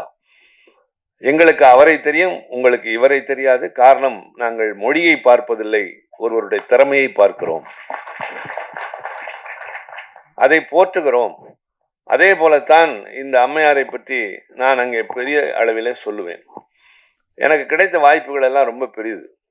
நான் ரொம்ப மனதிலே கொண்டாடியவர்கள் எல்லாம் எனக்கு நெருங்கியவர்களாக மாறி இருக்கிறார்கள். திருமதி லதா மங்கேஷ்கர் அவர்கள் நாடாளுமன்ற நியமன உறுப்பினராக உள்ளே நுழைந்து முதலில் உட்கார்ந்தது எனக்கு அருகில்தான். அன்றைக்கு பார்த்து அவருக்கு ஒரு வாக்களிக்கின்ற ஒரு சூழல் வந்தது. அந்த மின்னணு பொத்தானை அழித்துவதற்கு அவருக்கு தெரியவில்லை. நான் தான் சொல்லிக் கொடுத்தேன். செய்து முடித்தவுடன் ரொம்ப நன்றி என்றார்கள். இல்லையம்மா, உங்களுக்கு தான் நன்றி, என்னை தினந்தோறும் தூங்க வைப்பவர் நீங்கள் என்று. அது மாதிரி மிகப்பெரிய திரைப்பட கலைஞர்கள், இளம் வயதில் பார்த்த தாரா சிங், திலீப் குமார், ராஜேஷ் கண்ணா, ஷபானா ஆஸ்மி, இவர் திரைப்பட கலைஞர்கள் எல்லாம் அங்கு இருந்திருக்கிறார்கள். புகழ்பெற்ற எழுத்தாளர்கள் குல்தீப் நய்யார் போன்றவர்களே இருந்திருக்கிறார்கள். சொல்லிக்கொண்டே போகிற நீண்ட வரிசை அது. பெரிய அரசியல் தலைவர்களோடும் நான் பணியாற்றுகின்ற பெருமையை பெற்றிருக்கிறேன். அதுபோல அம்மையார் சுசீலா அவர்களுக்கு அவர் திரை உலகத்திற்கு வந்து 60 ஆண்டுகள் ஆனதை ஒட்டி நான் திருச்சியிலே ஒரு மிகப்பெரிய பாராட்டு விழா நடத்தினேன். அவர் எதிர்பார்க்கவில்லை. ஒரு முறை திருச்சிக்கு அவர் வருகை தந்தபோது அந்த விழாவில் நானும் கலந்து கொண்டேன், அவர் மீது கொண்ட ஈடுபாட்டின் காரணமாக. ஆனால் அந்த விழாவில் சொற்பமானவர்கள் தான் இருந்தார்கள். அப்போது நான் தனியாக அவரிடம் சொன்னேன், இது மாதிரி விழாக்களுக்கு வராதீர்கள், உங்களை பற்றி உங்களுக்கே தெரியவில்லை, யார் அடைத்தாலும் வருவது என்ற பழக்கம் வேண்டாம், அடுத்த முறை இனி திருச்சிக்கு வந்தால் என்னை மீறி வரக்கூடாது என்று சொன்னேன். அவர்கள் ஏதோ அதை விளையாட்டாக எடுத்துக்கொண்டார்கள். பின்னர் அவரிடம் தேதியை உறுதி செய்துவிட்டு மெல்லிசை மன்னர் MS விஸ்வநாதன், கவி பேரரசு வைரமுத்து, நடிகர் ராஜேஷ் அவர்கள், MN ராஜமம், AL ராகவன், வெண்ணிராடை நிர்மலா இவர்களெல்லாம் அழைத்து ஒரு பெரிய நிகழ்ச்சி, 10,000 பேர் அதில் குழுமி இருந்தார்கள் திருச்சியில் பொது மைதானத்தில். கட்டணம் உங்கள் வருகையும் வாழ்த்தும் என்று மட்டும் நான் வெளியிட்டிருந்தேன். நிதி வசூல் செய்யவில்லை, டிக்கெட் வசூல் கிடையாது. அந்த விழா, அதில் இருந்த கூட்டம், அதில் இருந்த வாழ்த்தொலி அந்த அம்மையாரை அவ்வளவு பெருமை மனமகிழ்ச்சி ஏற்படுத்தியது. அதுபோல பரமேஸ் அவர்களுக்கு இசை வாழ்வு என்பது 60 ஆண்டுகள் என்பதை இந்த சின்ன மன்றத்திலே நடத்துகிறோம். எவ்வளவு பெரிய மன்றம், எத்தனை பேர் என்பதை விட வந்திருக்கிறவர்கள் எப்படிப்பட்டவர்கள் என்பதை பொறுத்து அந்த விழாவிற்கு முக்கியத்துவம் கிடைக்கிறது. ஆக இங்கே குறைந்த அளவு 10,000 பேர் இல்லை என்றாலும் வந்திருக்கிற அத்தனை பேரும் நல்ல கலைஞர்கள், நல்லதை பாராட்டக்கூடியவர்கள் என்பதை நான் உணர்கிறேன். இல்லாவிட்டால் இந்த நேரத்தில் இவ்வளவு நேரம் நீங்கள் காத்திருக்க வாய்ப்பு கிடையாது. அந்த வகையில் உங்களுக்கு நன்றி. நான் பரமேஸ் அவர்களுக்கு சொல்வேன், வந்திருக்கிறவர்கள் அத்தனை பேரும் உங்கள் மீது அன்பு கொண்டவர்கள், உங்கள் திறமையை மதிக்கிறவர்கள். உங்களுடைய அந்த பாடலை இப்பொழுது பிரபா பாடிய பொழுது, பிரபா பேசியதும் எனக்கு ஆச்சரியமாக இருந்தது, பாடியது மகிழ்ச்சியாகவும் நெகிழ்ச்சியாகவும் இருந்தது. நல்ல குரலில் உங்களுடைய பாடலை பாடிய போது எங்களுக்கே அதில் ரொம்ப திரும்பி பாட வேண்டும் என்பது போல தோன்றியது. அவ்வளவு பிரபலமான அந்த பாடல். ஆக நிறைய பேச விரும்பினாலும் முடியாத சூழல். இங்கே நிறைய பேச வேண்டும் என்பதும் அவசியமில்லை. ஒரு அருமையான தந்தையை பற்றி அவருடைய மகன் நூல் எழுதியிருக்கிறார். நன்றி அவருக்கு, இவர் அவருக்கு காட்டிய நன்றி. அந்த தந்தைக்கு விழா எடுக்கிறார் இந்த அன்பு மகள். சீனு சொன்னதை போல, என்னுடைய பிள்ளைகளைப் போல பிரபாலினி அவர் மீது அன்பு கொண்டவர். சீனு சொன்னார், அவருடைய எல்லா படங்களையும் எனக்கு காட்டிவிட்டு தான் திரையிடுவது வழக்கம் என்று. இன்னொன்றையும் சொல்கிறேன், கதையே எனக்கு சொல்லிவிட்டு தான் படம் எடுப்பார். திரைத்துறையில் அனுபவம் மிக்கவர்கள் நிறைய பேர் இருப்பீர்கள். இந்த இயக்குனரிடம் கதை கேட்கிற அளவிற்கு பொறுமை என்பது ரொம்ப பெரிய விஷயம். அதாவது அந்த சீன் பை சீன் என்று சொல்லுகிற போது நமக்கு அதெல்லாம் பழக்கமே இருக்காது. கதை என்றால் 2 வரிகளை சொல் என்பார்களே, 2 லைன் ஸ்டோரி, அது மாதிரி சொல்லலாம், அல்லது கொஞ்சம் ஒரு மாதிரி சொல்லலாம். காலார நடக்கலாம் என்று கடற்கரைக்கு கூட்டு போய் 4 நடை நடப்போம். அந்த அண்ணா நினைவிடத்திலிருந்து காந்தி சிலையிலிருந்து திருப்பி நடக்கிற வரை கதையை சொல்லி கொண்டே இருப்பார். கால்கள் களைத்து போகிறதோ இல்லையோ அவருக்காக அந்த கதையை கேட்பேன். பின்னர் நான் மேல் கருத்து சொல்கிற போது அதை ஏற்றுக்கொள்வார். அந்த அளவிற்கு தம்பி சீனு அவர்களுக்கு என் மீது பிரியம், எனக்கும் அவர் மீது நிரம்ப அக்கறை. வெற்றி பெற வேண்டிய இன்னும் அவருடைய உயரம் நிறைய இருக்கிறது. ஆனால் எல்லாவற்றையும் போல, எல்லா தமிழர்களையும் போல அவருக்கும் இன்னும் கிடைக்க வேண்டிய உயரம் கிடைக்கவில்லை. ஆனால் கிடைக்கும் என்று நம்புகிறேன், கிடைக்க வேண்டும் என்று நான் வாழ்த்துகிறேன்.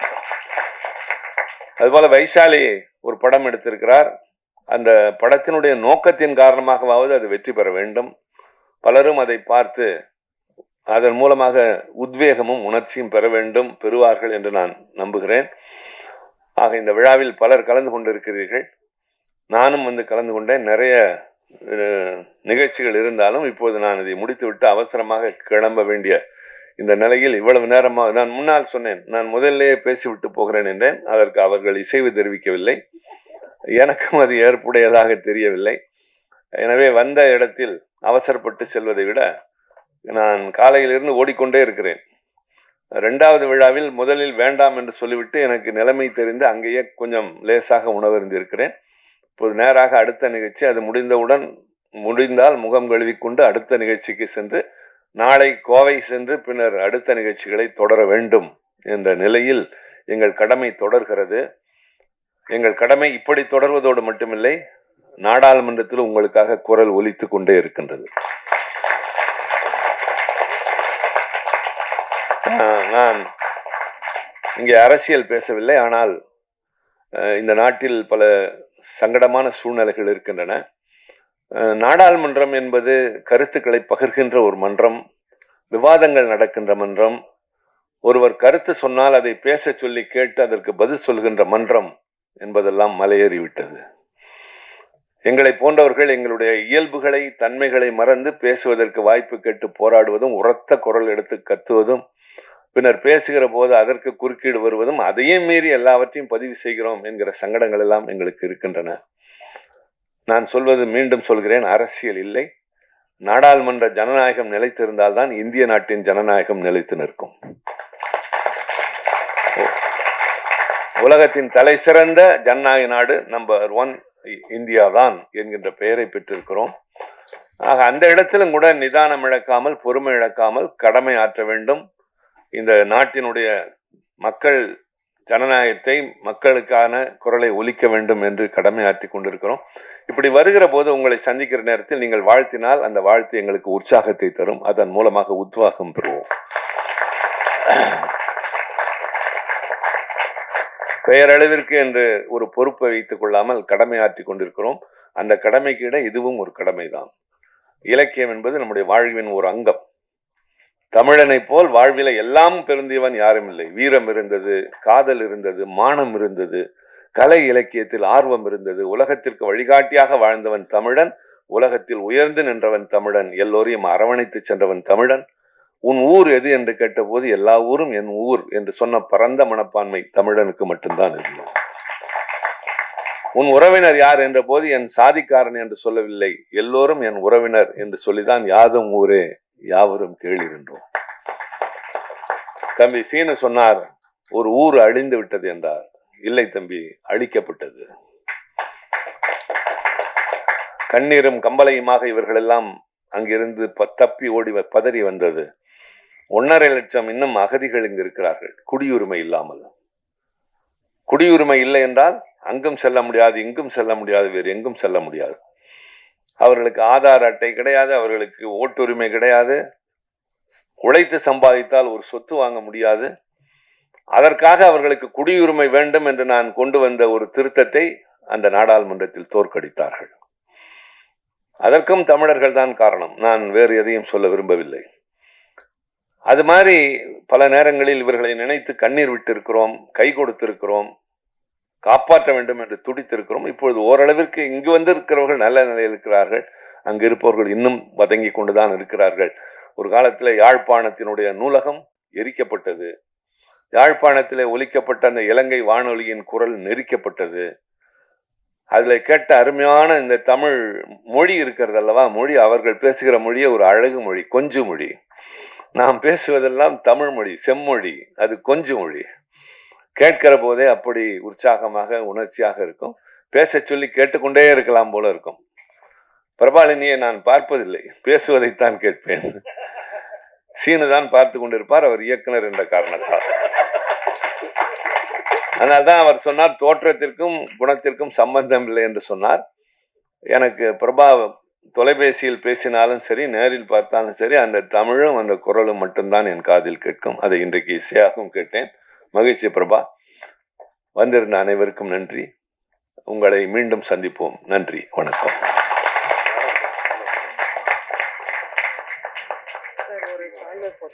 பாட்டு பண்ணுமா? ஆமா சார், ஒரு நாள் தமிழ் பாட்டு பாடுறீங்களா சார்?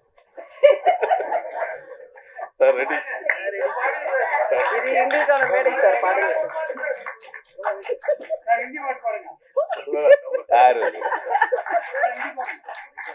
தமிழ் பாட்டு பாடுங்க. அங்கதான், அது அங்கதான்.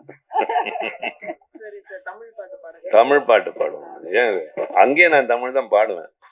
தமிழ்ல மாதிரி இருக்க அந்த மாதிரி. சரி, அன்பு குரல் இருக்க வேண்டுகோள்.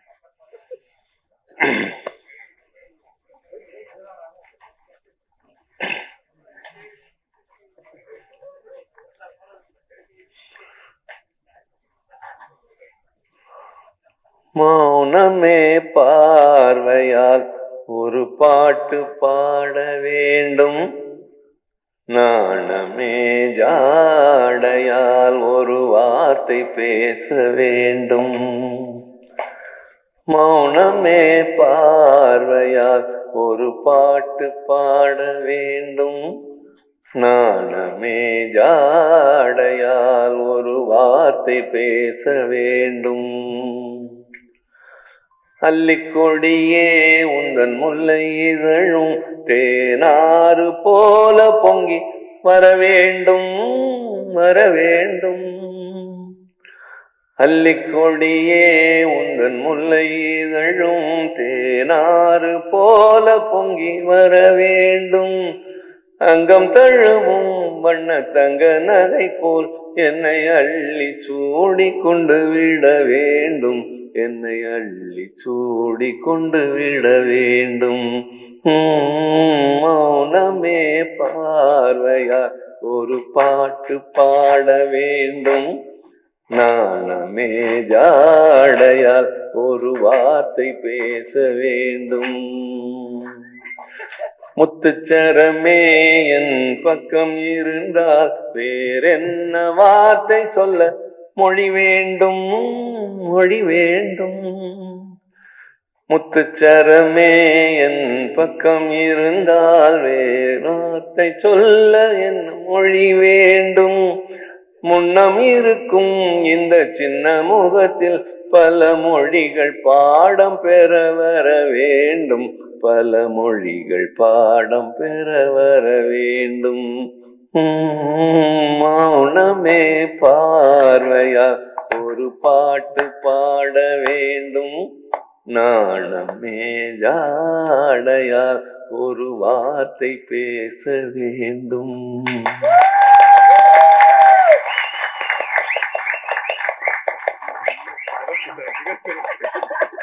சார் ரொம்ப நன்றிங்க சார். சீனு ராமசாமி சார் வந்து உங்களுக்கு கதையெல்லாம் டிஸ்கஸ் பண்ணாங்களே, உங்களை நடிக்க என்னைக்காவது கூப்பிட்டுருக்காங்களா சார்? பாட்டு பாட கூப்பிட்டீங்களா? இப்போது சார் அவர்கள் வந்து பிரபாலினி மேடம் அவர்களுக்கு மரியாதை செய்வாங்க. PRO குமரேசன் அவர்களுக்கும் ஒரு சின்ன மரியாதை.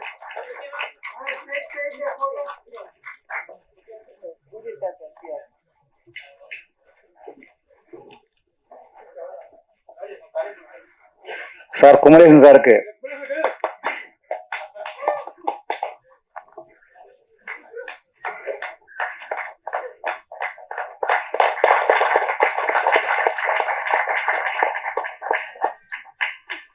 சிவா சார், சீனிராமசாமி சார், உங்களுக்கு ஒரு வேண்டுகோள்.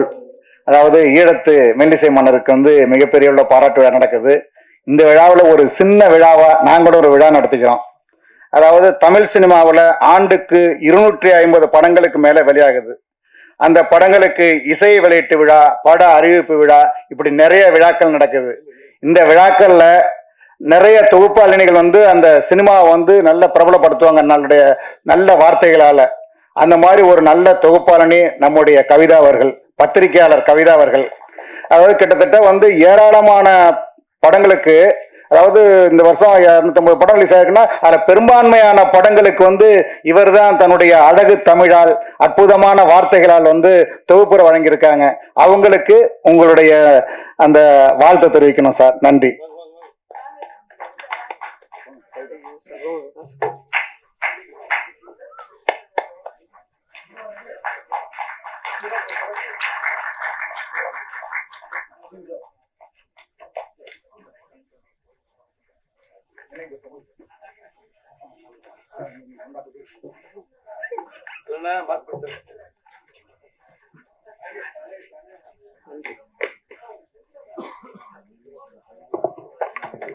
விழாவிற்கு வந்திருந்து சிறப்பித்த அனைவருக்கும் எங்கள் அன்பும் நன்றியும். Thank you so much. Take care.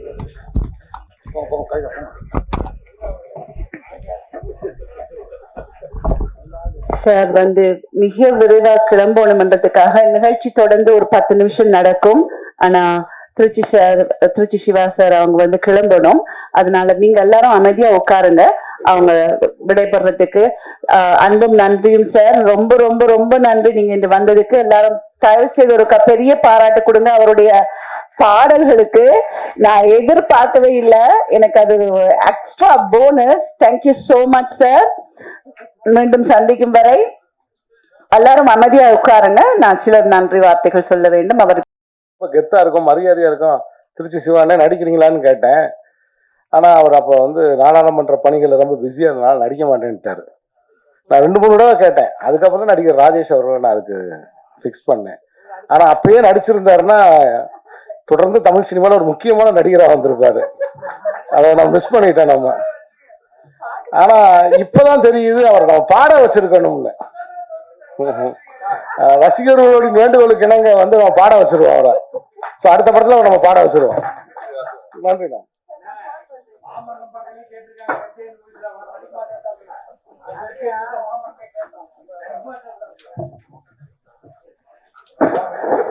நன்றி சார், நன்றி, மிகவும் நன்றி.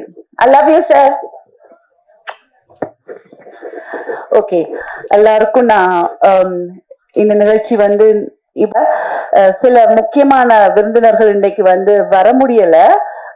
அவங்க குடும்பத்துல கொஞ்சம் உடல்நல சிலை இல்லாதல அவங்க வந்து ஆம்புலன்ஸ்ல ஹாஸ்பிட்டலுக்கு எல்லாம் போயிட்டு இருக்காங்க. மிகவும் மிகவும் நன்றி. நான் வந்து முதல்ல குறிப்பாக நன்றி சொல்ல விரும்புறது டைரக்டர் எங்களுடைய நிரோஜன் அவர்களுக்கு. என்னுடைய ஈழத்தமிழ் மக்கள் எல்லாரும் இங்க கூட்டி கொண்டு எனக்கு இவ்வளவு பின்புலத்துல இருந்து எனக்கு நான் என்ன உதவி கேட்கணுமோ ஒவ்வொரு நாளும் எனக்கு போன் பண்ணி சொல்லுவாங்க, என்ன உதவி வேணுமோ சொல்லக்காண்டு. நான் எல்லாம் ஏற்பாடு படுத்தினபடியா எனக்கு அவனையும் தொந்தரவு படுத்த விரும்பல. என்னுடைய கூட பிறக்காத ஒரு தம்பி மாதிரி இருந்து எனக்கு ஒரு பலம், பின்னுக்கு ஒரு ஆள் இருந்தா அவங்களுக்கு தெரியுமில்ல, ஏதாவதுன்னா அவன்கிட்ட சொல்லலாம் செய்யலான்னு சொல்லி. So thank you so much Nirojan. இங்க வந்து இவ்வளவு இந்த மரங்களை எல்லாம் வாங்கி கொண்டு இத்தனை கெஸ்ட் எல்லாம் எனக்கு ஏற்பாடு பண்ணி கொடுத்ததுக்கு மிகவும் நன்றி. அதே மாதிரி சிவா ஈழத்தமிழர்களுக்காக போராடி கொண்டிருக்கும் ஒரு நல்ல நண்பன். அவர் வந்து இந்த செயலாளராக இருக்காரு. நிரோஜன் சிவா வந்து இங்க மேடையில வந்தா தயார் செய்த ஒரு மேடைக்கு வரும் சொல்லி கேட்டுக்கிறேன். அது மாதிரி இங்க வந்த முழு சகல ரிப்போர்ட்டர்ஸுக்கும் நான் நன்றி சொல்லிக்கிறேன். மிகவும் மிகவும் மிகவும் நன்றி. இவ்வளவு நேரமாகியும் நீங்க இவ்வளவு பொறுமையா இருந்து இதெல்லாம் கவர் பண்ணதுக்கு ரொம்ப நன்றி. அண்ணாமார்களே, தம்பிமார்களே, மற்றது அனைவர் விருந்தினருக்கும் நான் மனசார நன்றி தெரிவிச்சுக்கிறேன். என்ன இங்க வந்து பல பேருக்கு என்ன தெரியாது, என்னுடைய அப்பாவை தெரியாது. ஆனா இது இப்படி ஒண்ணு நடக்குதுன்னு சொல்லி வந்தீங்கல்ல, அது பெரிய ஒரு உற்சாகம் எங்களுக்கு கொடுக்கும். அடுத்த வாட்டி நாங்க வரும்பொழுது இந்த 100ன்னா அடுத்தது 200 ஆயிருக்கும். சோ இவ்வளவுதான் ஒரு கலைஞனுக்கு தேவை, பாராட்டும் கைதட்டல்களும் தான். மிகவும் நன்றி. அது மட்டுமில்ல, திரு குமரேசன் அவர்கள் எங்களுடைய PRO, அவருக்கும் என்னுடைய மனமார்ந்த நன்றிகளை தெரிவிச்சுக்கிறேன். அதே மாதிரி கவிதா அவங்களுக்கும் இங்க வந்து மேடையில எல்லாம் தொகுப்பளித்தவர்களுக்கு கவிதா அவர்களுக்கும் என்னுடைய நன்றிகளை தெரிவிச்சுக்கிறேன். இந்த சமயத்துல நான் யாரையாவது தவறு செய்து விட்டிருந்தா மன்னிச்சிருங்க. இப்போ இந்த நிகழ்ச்சியை நாங்க நிறைவு செய்ய ஆசைப்படுகின்றோம். எல்லாரும் வந்து என்னுடைய அப்பாவுக்கு ஒரு பெரிய ஹாப்பி பர்த்டே பாடிடலாமா? அவருக்கு முந்தினாத்து தான் ஹாப்பி பர்த்டே நடந்துச்சு. அந்த பாட்டோட நாங்க எல்லாரும் சேவ் குட் பை. ஓகேயா? Happy birthday to you, happy birthday to you, happy birthday dear Appa, happy birthday to you. Thank you so much guys. Thanks. இந்த வந்துட்டாங்க சிவா. ஒரு சின்ன கௌரவம் ஒன்று பொன்னாட போட்டி அவருக்கு ஒரு மகுடம் வைக்கிறது. நீங்க சொல்ல போறீங்களா? நீங்களே சொல்லிடுங்க. அரங்கில் கூடியிருக்கும் அன்பு பெருமக்களுக்கு அன்பு வாழ்த்துக்கள். எங்கள் தமிழ்நாடு வாழ் இலங்கை தமிழர் மறுவாழ்வு சங்கத்தின் சார்பாக ஒரு கௌரவம் ஒன்றினை வழங்கலாம் என இருக்கின்றோம். அதற்காக அந்த சங்கத்தின் துணைத் தலைவர் அண்ணன் சிவா அவர்களை மேடைக்கு அழைக்கின்றோம். அதனோடு எங்களது ஆலோசகர் அண்ணன் ஆனந்தன் மற்றும் சங்கத்தின் இணை செயலாளர் மனு மற்றும் முகிலன் அவர்களையும் மேடைக்கு அழைக்கின்றோம் அந்த கௌரவத்தை வழங்குவதற்காக.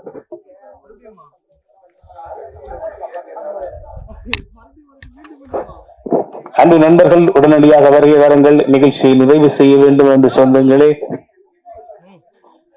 எல்லாருக்கும் ஒரு புக் இருக்கு. அதே மாதிரி ஒரு பிளான்ட், ஒரு தாவரம் வழியில வச்சிருக்கோம். எல்லாரும் தயவு செய்து போய்க்குள்ள கொண்டு போங்க.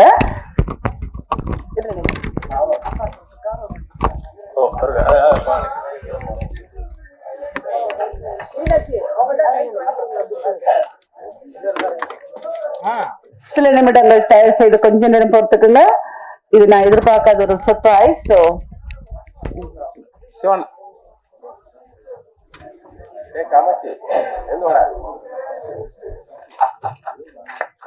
சங்கத்தின் நிர்வாகிகள் சசி அவர்கள் மற்றும் மீனவர்களையும் அன்போடு மேடை கலைக்கின்றோம். ஆனா இங்க ஒவ்வொருத்தரும் போட்டுடலாம். ஒவ்வொருத்தர் நீங்க அவரு வைக்கிறீங்க. அக்கா மேடைக்கு நடுவுல போலாமே. சகோதரி கமலி மேடைக்கு வருமாறு அன்போடு அழைக்கப்படுகின்றீர்கள்.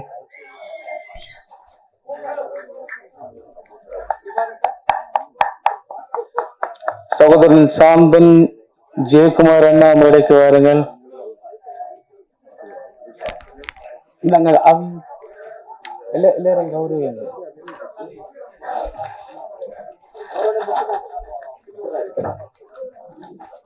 சாந்தன் ஓடியும் அவைய 2 பேரும் கௌரவிங்க. சகோதரி வைசாலி மேடை கலைக்கின்றோம் கௌரவத்துக்காக.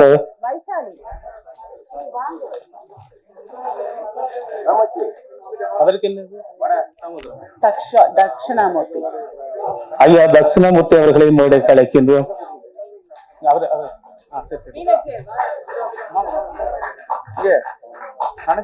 தட்சிணாமூர்த்திக்கு யார் கொடுக்கிறது? இந்த இவர் போடுறேன். கமல் எத்தாக்கு போ.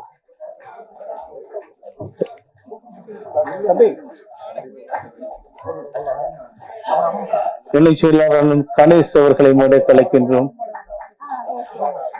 சகோதரி பிரபாலினி அவர்களை கமலி கௌரவப்படுத்துவார்.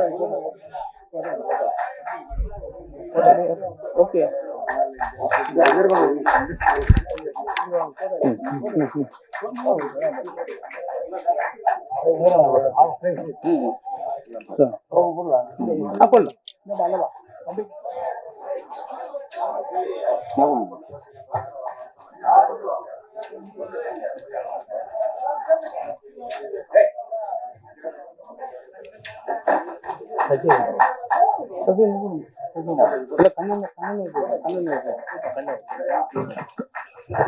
சகோதரர் கண்ணன் அவர்களை மேடை கலைக்கின்றோம். ஐங்கரன் என்று அழைக்கப்படும் என்று கண்ணன் அவர்களை.